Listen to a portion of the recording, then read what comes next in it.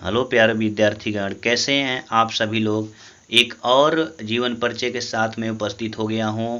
तो जल्द से जल्द आप इस चैनल को सब्सक्राइब कर लीजिए, वीडियो को अपने मित्रों तक शेयर कर दीजिए। ठीक है, तो आइए चलिए पढ़ते हैं। आज हम लोग पढ़ेंगे राहुल सांकृत्यायन जी का जीवन परिचय।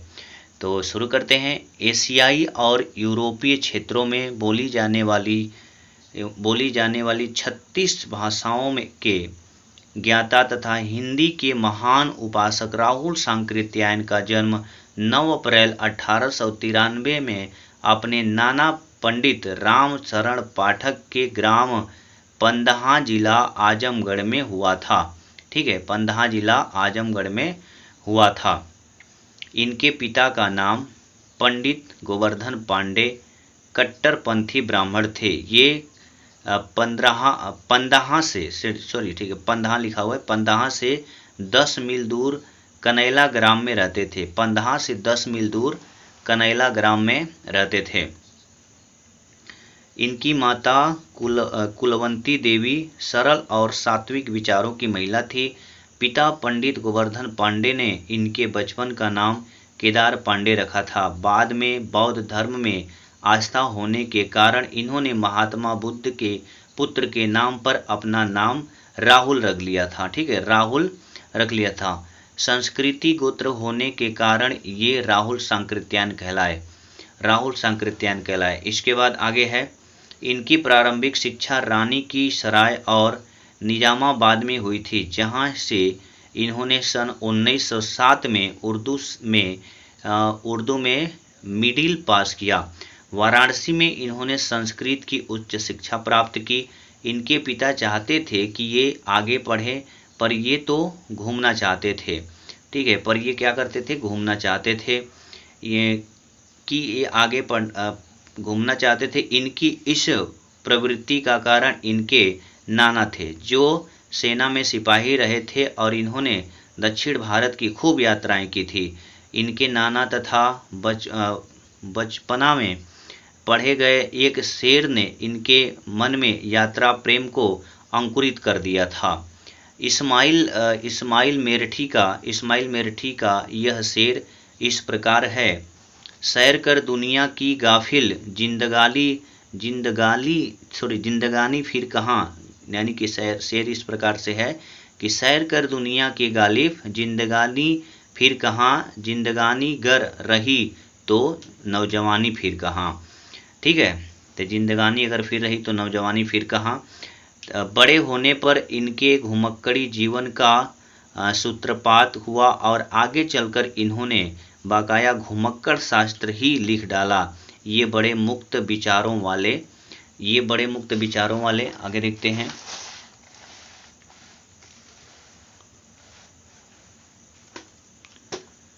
व्यक्ति थे और किसी भी विचारधारा को अपने उद्देश्य प्राप्ति के लिए एक साधन मात्र मानते थे। ठीक है, किसी भी विचारधारा को साधन मात्र माना। राहुल जी को साहित्य लिखने की प्रेरणा पाली एवं संस्कृत साहित्य के अध्ययन से प्राप्त हुई।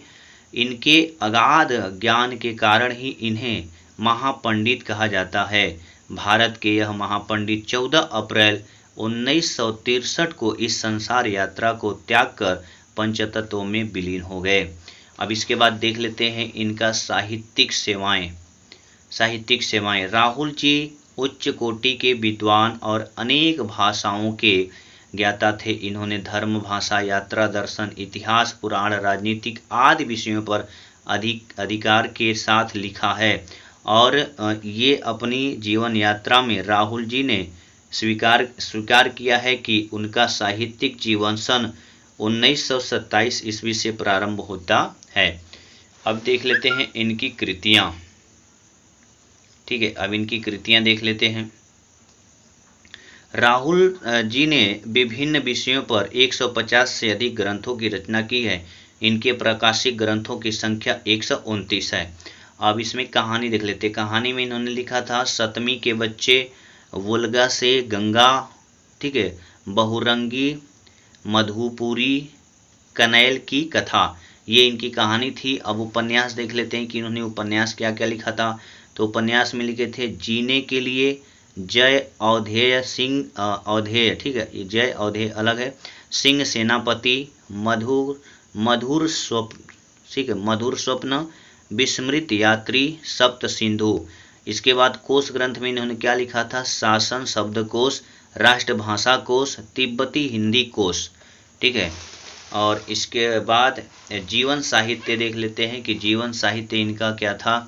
तो जीवन साहित्य में सरदार पृथ्वी सिंह, नए भारत के लिए नेता, असहयोग के मेरे साथी, वीर चंद्र सिंह गढ़वाली आदि। दर्शन में इन्होंने लिखा था दर्शन, दिग्दर्शन, बौद्ध दर्शन आदि। देश दर्शन में क्या लिखा था? सोवियत भूमि, किन्नर देश, हिमालय प्रदेश, जौनसार, देहरादून आदि। इसके बाद यात्रा साहित्य में इन्होंने क्या लिखा था? तो यात्रा साहित्य में लिखा था मेरी तिब्बत यात्रा, मेरी लद्दाख यात्रा, यात्रा के पन्ने, रूस के 25 मास, घुमक्कड़ शास्त्र आदि। विज्ञान में इन्होंने लिखा था विश्व की रूपरेखा।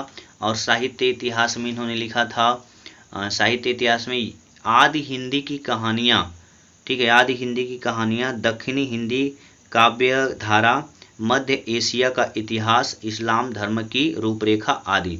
अब इनकी भाषा शैली कैसी थी? तो भाषा शैली देख लेते हैं।